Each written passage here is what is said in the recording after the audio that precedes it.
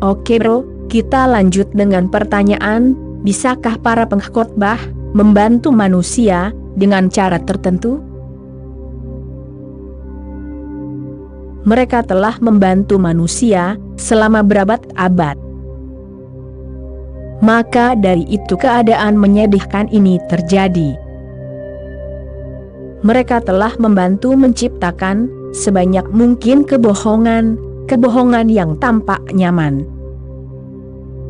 Namun pada akhirnya, kebohongan adalah kebohongan. Mungkin untuk waktu yang singkat, semua kebohongan itu memberimu perasaan hangat, nyaman, aman, tetapi hanya untuk saat itu. Cepat atau lambat, dirimu akan berada dalam keadaan yang jauh lebih gelap, jauh lebih dingin dari sebelumnya. Selama berabad-abad, para pengkhotbah telah menciptakan strategi agar dirimu bisa tetap seperti dirimu. Dirimu tidak ingin berubah, dirimu hanya menginginkan kebohongan yang nyaman diberikan kepadamu, sehingga dirimu bisa terus menjalani hidupmu seperti saat ini. Untuk mengubah diri sendiri, itu membutuhkan keberanian. Para pengkhotbah membantumu untuk tetap menjadi pengecut. Dirimu takut mati. Para pengkhotbah terus menghiburmu, jangan khawatir. Jiwamu abadi. Padahal dirimu sama sekali tidak tahu apapun tentang jiwa. George Gurdjieff pernah berkata bahwa sangat jarang menemukan orang yang memiliki jiwa. Yang lain hanyalah kosong, tidak ada apapun di dalam. Ya, ada potensi untuk menciptakan jiwa dalam diri setiap orang, tetapi itu bukanlah kenyataan. Dirimu bisa menjadi jiwa, dirimu bisa menjadi bagian dari keabadian, dirimu bisa abadi, tetapi itu hanya kemungkinan. Banyak kerja keras, ketulusan, keberanian akan dibutuhkan untuk mewujudkannya, untuk membuatnya menjadi nyata. Tetapi para pengkhotbah telah memberitahumu selama berabad-abad bahwa dirimu sudah memiliki jiwa. Hanya tubuh yang mati, sedangkan jiwa melanjutkan perjalanan abadinya. Itu menghiburmu. Itu membuatmu, dalam arti tertentu, tetap nyaman. Dirimu tidak menjadi terlalu takut pada kematian. Sebenarnya, akan lebih baik jika dirimu terlalu takut pada kematian. Ketakutan itu sendiri mungkin memulai penyelidikan dalam dirimu. Kejutan itu sendiri mungkin memicu proses transformasi dalam dirimu. Buddha biasa mengirim murid-muridnya untuk melihat mayat dibakar, untuk bermeditasi di sana. Untuk menyaksikan api melahap tubuh manusia, sampai pada akhirnya tidak ada yang tersisa, hanya beberapa tulang dan abu. Itulah tata cara yang biasa beliau lakukan. Para sannyasin baru akan disuruh untuk mengawasi jenazah yang terbakar, selama minimal 3 bulan, sehingga mereka bisa merasakan kenyataan kematian. Sehingga kenyataan kematian bisa meresap jauh ke dalam hati mereka. Hanya itu yang bisa membangunkanmu. Namun kini para pengkhotbah telah membantu dengan memberimu obat penenang, agar dirimu tetap tidur senyaman mungkin. Itulah layanan mereka, dan mereka telah dibayar dengan baik untuk pelayanan yang mereka berikan itu. Mereka sama tidak tahunya seperti dirimu, sama tidak sadarnya seperti dirimu. mereka berada dalam situasi yang sama seperti dirimu, mereka juga butuh penghiburan. Mereka mencari penghiburan dari kitab suci. Mereka terus membaca kitab suci, terus-menerus mengulang kitab suci yang sama, berulang-ulang. Karena memang begitulah cara seseorang terhipnotis secara otomatis.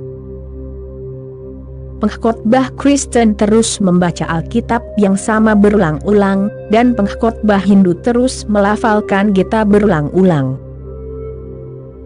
Setiap hari, setiap pagi, ia melafalkan kitab suci yang sama. Itu menjadi mekanis, menjadi seperti piringan hitam. Ia terus mengulang, dan itu menjadi bagian dari ingatannya tanpa makna, tanpa arti penting. Ia menjadi seperti burung beo. Namun itu memberikan penghiburan. Mengulang-ulang kebenaran tertentu berulang-ulang akan menghipnotismu. Krishna berkata, ketika tubuh mati, jiwa tidak mati. Dirimu bisa membakar tubuh, tetapi api tidak bisa membakar jiwa. Dirimu bisa membunuh tubuh, tetapi dirimu tidak bisa membunuh roh. Dirimu tidak bisa membunuh jiwa, karena tidak ada anak panah yang bisa mencapainya.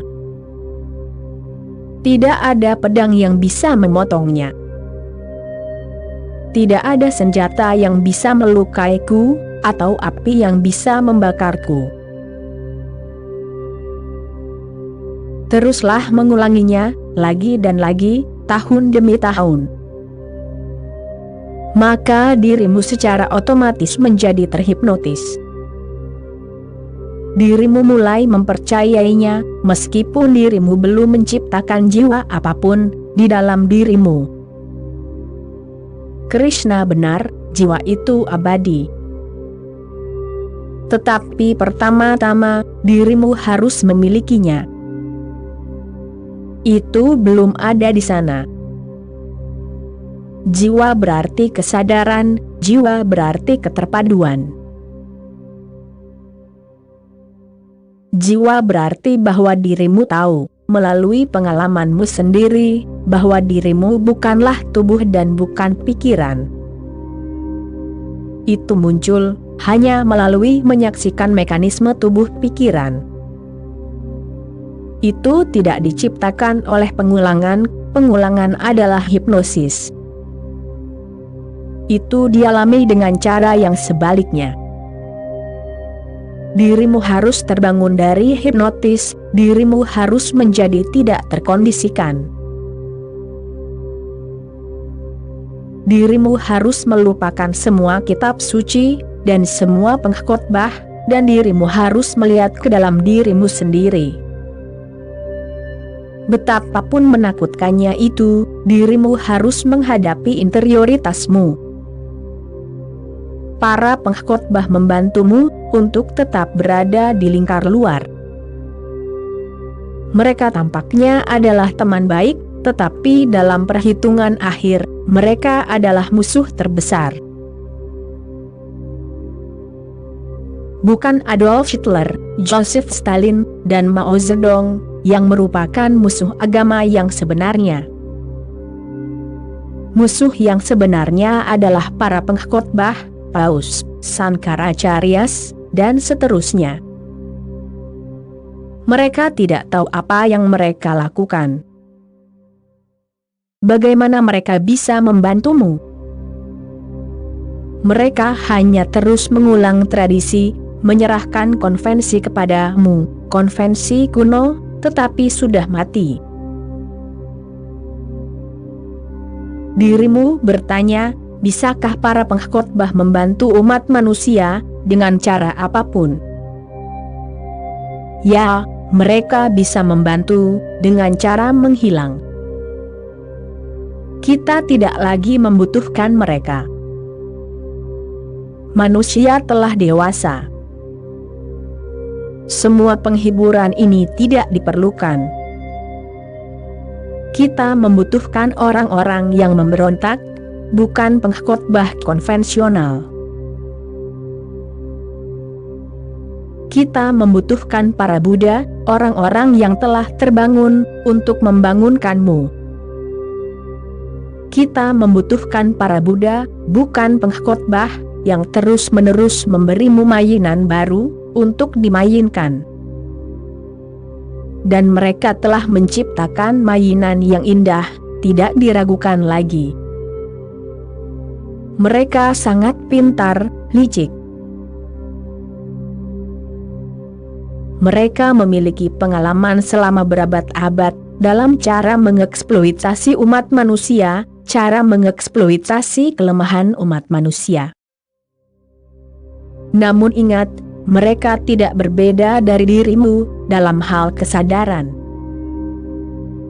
Mungkin mereka tahu lebih banyak daripada dirimu, informasi mereka lebih banyak daripada dirimu. Itu hanyalah perbedaan kuantitatif, bukan perbedaan yang membuat perbedaan. Perbedaan kualitatif diperlukan. Dibimbing oleh orang-orang buta, itu berbahaya. Mereka telah menghancurkan seluruh keindahan manusia, mereka telah menghancurkan kebebasan manusia. Mereka telah menghancurkan semua yang berharga. Mereka telah meninggalkanmu begitu saja, kosong, tanpa arti. Hal ini dirasakan di seluruh dunia. Mengapa orang merasa begitu hampa dan tak berarti? Siapa yang telah melakukan ini kepada mereka? Berabad-abad para pengkhotbah dari berbagai agama telah memberi mereka penghiburan palsu. Semua penghiburan palsu itu tidak lagi berlaku. Manusia telah menjadi lebih dewasa. Adalah baik untuk memberi anak-anak mainan untuk dimainkan, tetapi ketika seseorang tumbuh dewasa dan dirimu terus memberinya mainan untuk dimainkan, ia akan mulai merasa hidup tidak berarti. Ia membutuhkan sesuatu yang lebih. Ia membutuhkan sesuatu yang lebih nyata. Waspadalah agar tidak dituntun oleh orang buta. Pengkhotbahmu sama tidak sadarnya dengan dirimu, atau bahkan lebih. Mereka bahkan tidak menyadari situasi yang sedang dialami manusia. Mereka terus membagikan resep lama yang tidak lagi relevan. Mereka terus memberimu nasihat hebat yang mungkin berguna di masa lalu, tetapi sama sekali tidak sesuai dengan situasi saat ini. Dirimu tidak membutuhkan lebih banyak pengkhotbah dan bantuan mereka. Dirimu membutuhkan beberapa orang yang telah terbangun di dunia. Dirimu membutuhkan lebih banyak meditator, bukan mediator. Pengkhotbah telah menjadi mediator antara dirimu dan Tuhan. Dirimu membutuhkan lebih banyak meditator, orang-orang yang menyelami lebih dalam keberadaan mereka. Orang-orang yang menjadi terpusat. Orang-orang yang mengetahui keheningan batin, keheningan murni, dan keindahannya yang luar biasa. Mereka akan membantu umat manusia, dan mereka juga tidak akan membantu umat manusia secara langsung. Kehadiran mereka akan memancarkan getaran baru yang bisa mengubah. Orang yang nyata selalu membantu orang secara tidak langsung. Dia tidak agresif.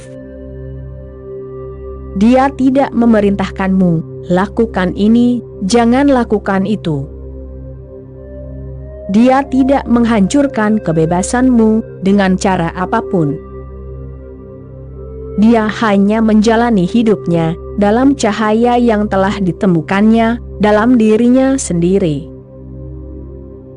Dan bersamanya, sesuatu terjadi antara dirimu dan dia.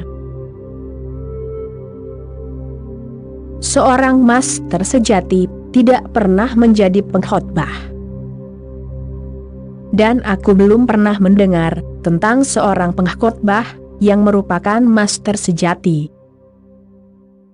Jika dirimu seorang master, dirimu berhenti menjadi pengkhotbah, dan jika dirimu seorang pengkhotbah, mustahil bagimu untuk menjadi master. Pengkhotbah itu menganut ideologi tertentu, Hindu, Kristen, Islam, Buddhis. Master tidak menganut ideologi apapun. Dia lebih sadar, tidak lebih berpengetahuan. Dia memiliki lebih banyak keberadaan, bukan lebih banyak pengetahuan. Dia memiliki lebih banyak jiwa, bukan ingatan yang lebih besar. Dia mungkin tidak mengetahui kitab suci, karena dia sendiri adalah kitab suci. Dan dirimu tidak akan menemukannya di kuil, masjid, dan gereja. Aku pernah mendengar tentang seorang pria kulit hitam, yang sangat religius, yang ingin pergi ke gereja, tetapi hanya ada satu gereja di lingkungannya, dan itu milik orang kulit putih. Pendetanya adalah orang yang baik hati, sebagaimana seharusnya pendeta. Ketika pria itu mengetuk pintu suatu hari, pendeta itu keluar. Pendeta itu berada dalam situasi yang memalukan, apakah akan mengatakan ya atau tidak kepadanya? Mengatakan ya itu berbahaya, karena seluruh jemaat akan menentangnya. Itu adalah gereja orang kulit putih, dan tidak ada orang kulit hitam yang diizinkan. Itu adalah kesepakatan diam-diam. Tetapi bagaimana cara mengatakan tidak kepada pria sederhana ini, yang matanya penuh air mata, dan yang berkata, "Aku ingin masuk dan aku ingin berdoa kepada Yesus Kristus"?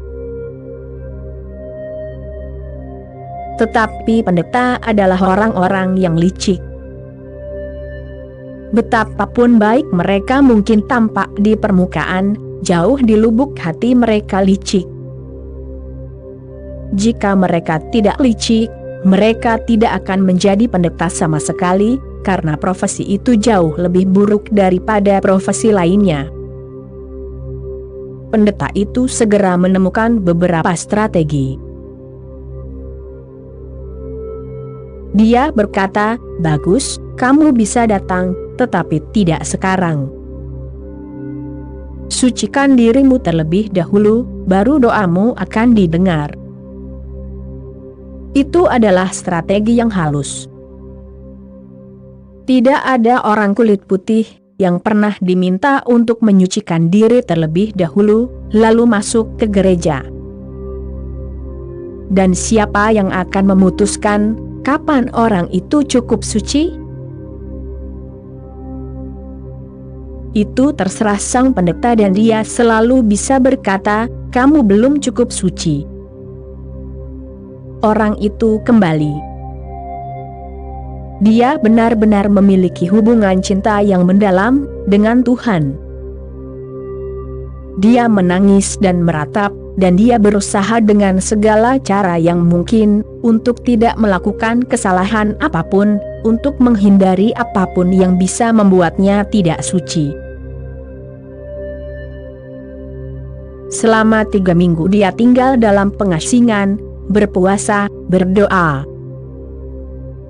Dan setelah 3 minggu, Tuhan menampakkan diri kepadanya, keinginannya terpenuhi. Setelah pengalaman itu dia pergi ke gereja. Pendeta itu sangat takut orang ini akan datang lagi, dan dia memiliki aura yang begitu indah di sekelilingnya, sehingga pendeta itu sangat takut untuk mengatakan, "Kamu belum suci." Kesuciannya bersinar seperti matahari yang terbit di cakrawala.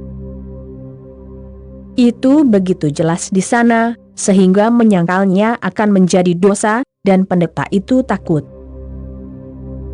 Orang itu datang sangat dekat ke pintu, tepat di dekat tangga, berdiri di sana, tertawa keras, dan berbalik kembali ke rumah. Pendeta itu sangat heran mengapa dia melakukan ini.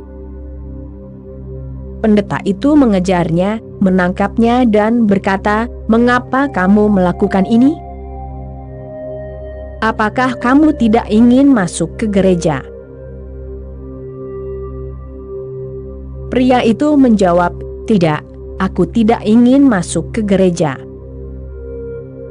Aku datang hanya untuk melihatmu dan gereja sekali lagi, karena tadi malam Tuhan menampakkan diri kepadaku, dan ketika dia ada di sana, aku bertanya kepadanya, bisakah aku masuk ke gereja? Apakah aku cukup suci sekarang?" Tuhan berkata, "Kamu suci, lebih suci daripada siapapun yang masuk ke gereja, lebih suci daripada pendeta itu sendiri. Tapi tolong, jangan masuk ke gereja. Mereka tidak akan mengizinkanmu masuk." Aku tahu itu dari pengalamanku sendiri, karena selama bertahun-tahun, aku telah mencoba masuk ke gereja itu, dan mereka tidak mengizinkanku. Jika mereka tidak mengizinkan aku ke dalam gereja, bagaimana mereka bisa mengizinkanmu? Buang jauh-jauh ide itu. Aku sendiri telah membuangnya. Gereja-gerejamu, kuil-kuilmu kosong. Itu adalah kuburan agama. Agama tidak lagi berkembang di sana. Ya, ketika Yesus hidup, ada perkembangan yang luar biasa, ketika Buddha hidup, ada perkembangan yang luar biasa, tetapi tidak di kuil Buddha, tidak di gereja Kristen. Pengkhotbah adalah orang-orang yang mengambil keuntungan dari orang-orang yang telah terbangun. Begitu orang yang telah terbangun pergi, meninggalkan tubuhnya, para pengkhotbah memanfaatkan doktrinnya, mulai membuat bisnis besar darinya, mulai membuat interpretasi menurut diri mereka sendiri. Ingat, kekristenan tidak ada hubungannya dengan Kristus, dan Buddhisme tidak ada hubungannya dengan Buddha. Dan Jainisme tidak ada hubungannya dengan Mahavira. Itu adalah hal yang aneh, tetapi telah terjadi secara konsisten. Tidak ada agama yang ada hubungannya dengan sumber aslinya. Faktanya, orang Kristen lebih merusak pesan Kristus daripada orang lain, dan para pengkhotbah adalah pemimpin orang Kristen. Mereka tidak memiliki hubungan apapun dengan Kristus, mereka tidak bisa memilikinya. Mereka takut kepada Kristus. Jauh di lubuk hati mereka pasti takut bahwa jika suatu saat mereka bertemu Kristus dan Ia bertanya, "Apa yang telah kamu lakukan terhadap pesanku?" bagaimana mereka akan menjawabnya? Aku pernah mendengar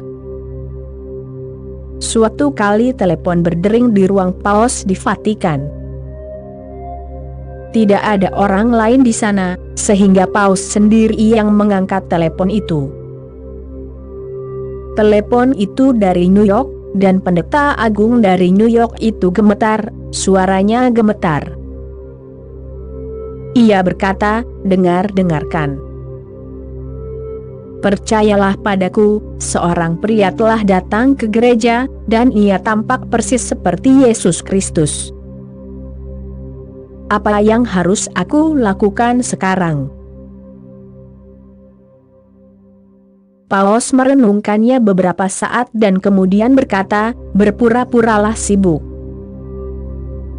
Apalagi yang harus dilakukan? Para pengkhotbah telah mendominasi umat manusia. Mereka adalah politisi dunia batin, sama seperti politisi adalah pengkhotbah dunia luar. Dan ada konspirasi antara para pengkhotbah dan politisi, saling pengertian. Yaitu, kamu memerintah manusia dalam subjektivitasnya, sedangkan kami akan memerintah manusia dari bagian luarnya. Mereka telah mengeksploitasi, menindas. Mereka telah menghancurkan banyak hal. Satu-satunya cara yang bisa aku bayangkan adalah, karena mereka tidak lagi dibutuhkan, mereka harus menghilang. Itu akan menjadi pelayanan terbesar mereka bagi umat manusia. Oke bro, sekian dulu episode kali ini, kita sambung nanti. Terima kasih bro.